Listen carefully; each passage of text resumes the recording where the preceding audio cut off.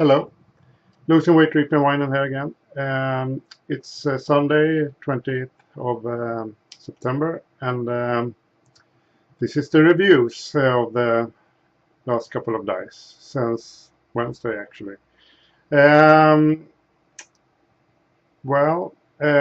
Yesterday I was at a record fair or something like that. A lot of LP records, so I now have quite a few newly bought records, but they are also mostly newly produced, and I'm going to save them for when the new record play is done, which should be in about a month or maybe a little more. With a little luck, even less, but probably more. It's going to be the Avid Ingenium I have hoped for. It's specially made for my tone arm. So, about the reviews. Yeah, the first one is Electribe 101, Electribal Memories. This one is kind of, it reminds me most of Massive Attack, but it gives an impression of being more monotone and more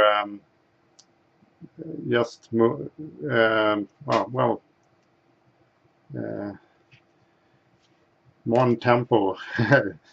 Like it's but it's on the surface. It's kind of nice. I like it a lot, actually. It is not as good as Massive Attack's album with the Unfinished Symphony song. I don't remember what that was called. But it is on in the same time better than the other Massive Attack albums. So well, if you like that kind of stuff, give it a listen to. Then Swedish band, Electric Banana Band,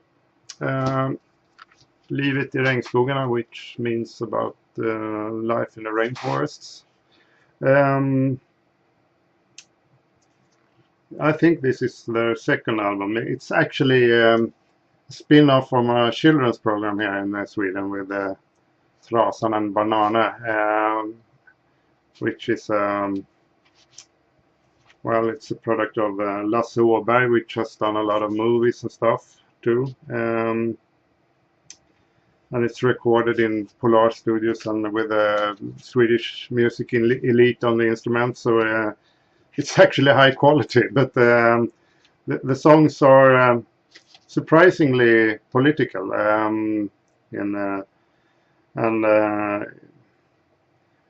the first album they released was more fun. This is the same spirit and tonality and stuff, but it has sneaked in a lot of small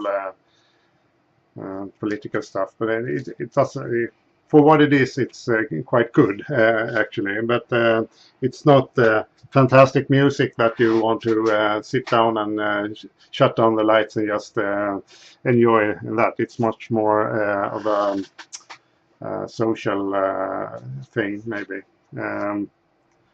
And typical radio music, I would say. And after that, electric thing, Electric Light Orchestra. This is the first album. The interesting thing with this album, it's that it's, to be honest, it's actually two albums, because Roy Wood and Jeff Lynne was a member of another band called The Move, and The Move had a contract for one more album, and Jeff Lynne and Roy Wood had this idea of combining symphonic instruments with pop music that they really wanted to explore. And what happened was that they recorded both Electric Light Orchestra songs and the Move songs on the same master tapes.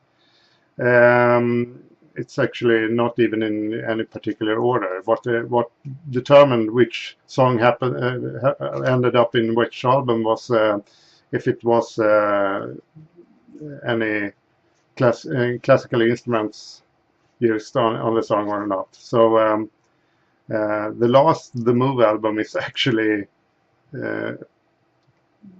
almost better than this one, and this has some classic songs from Whisper in the Night is a fantastic song from Roy Wood, but if you like Electric Light Orchestra, check out the Move's last album, because it's really interesting, and they released the Move album before this one, but just with some few months, and it was just academic, just because making a stop and moving on.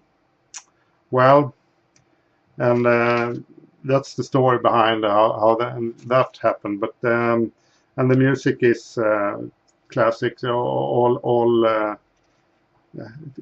must be very few people that haven't heard Electric Light Orchestra by this time. But the early albums was a little bit different, mainly because Roy Wood was still there. But that wasn't for long. ELO 2. Roy Wood just left middle of making this. You can clearly hear the songs he is still in. The strange thing is it sounded more experimental and less poppy with the Roy Wood inspired stuff. But when Roy Wood moved on and made Wizard and stuff like that, he actually was more commercial, more pop disco than even Jeff Lynne. So I don't know how that worked out. But and if anyone knows, I heard on YouTube a few Roy Wood songs that he was recording in a studio that would supposedly to be released, and this has to have been late 80s, maybe early 90s, and it sounded fantastic. But to my knowledge, those recordings were never released. So if anyone knows about that, please leave a message. Anyway, this is a continuation, and kind of I think it's slightly better overall. The best song on the first album is better than all of this record, but overall this record is better. And then one record I missed in my entire growing up period. I found it much later. I didn't even know it existed, but On the Third Day. This was an album, yes. Well, it seems like just rest songs from where they fumbling in the dark or something. It's not nearly as good as 2, and not even close to what was coming up later. So it's a strange album. It's not bad. It's just not up to the usual Electric Light Orchestra standard. So interesting album, but not the best one. Then I have this one in poor condition, but this is only a collection of well, the best of already after 3 albums. So the light shines on, but well. So the next full album, I actually ripped this after the last one, but chronologically this was first. 74, El Dorado. Here you can hear Jeff Lynne starting to find his vision of the upcoming Electric Light Orchestra, combined with a little bit of that. It's kind of concept symphony pop record or something. It's kind of all over the place. It has some good bits in it. It's not my favorite, but it's worthwhile listening to if you like Electric Light Orchestra. And then this one, Face the Music. This is much more like the ELO that got the huge hits and continuing on. This, well,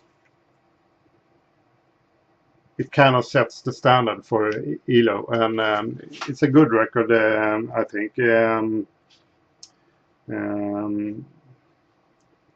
There's still some youthful exploration going on, so it's